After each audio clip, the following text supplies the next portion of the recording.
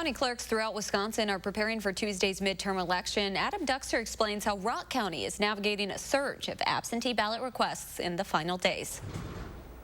Well, in the August 2016 election, Rock County saw roughly 23,000 people come to the polls. And this year, they're nearing that number in absentee ballots alone. Well, it is a challenge. It's one local clerks say they're willing to face.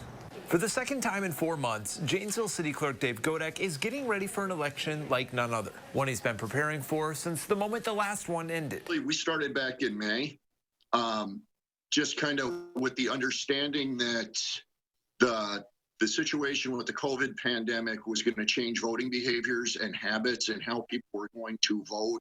April's election was uncertain even until the days just prior, causing stress at both the city and county level too, with the surge in absentee voters. Our biggest hurdle was finding envelopes.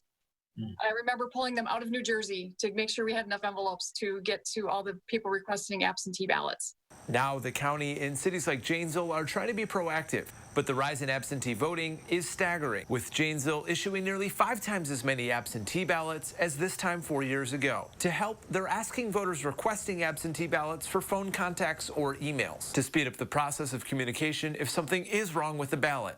Because that's a quicker way to communicate, obviously, than sending them a letter through the mail saying, hey, your ballot is deficient. They've also recruited extra help to check and submit each ballot coming in, sometimes hundreds each day. But despite the stress and changes, both clerks say they wouldn't change what they do. Voting is the keystone of our entire government system. I always feel like I'm helping protect our voters' ability to vote, and my passion is helping my community and making sure that everybody gets that chance. One thing Tollefson and Godek both want to stress is that if you haven't sent in your absentee ballot yet, don't mail it. Rather, bring it to a drop box like this one on Wall Street near Janesville City Hall, or just bring it in on Election Day.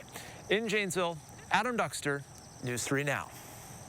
And of course, like Adam just mentioned, you can still vote in person this Tuesday, and you can even register to vote at the polls with a valid ID. We've got a list of polling places for Janesville residents on our website, channel3000.com.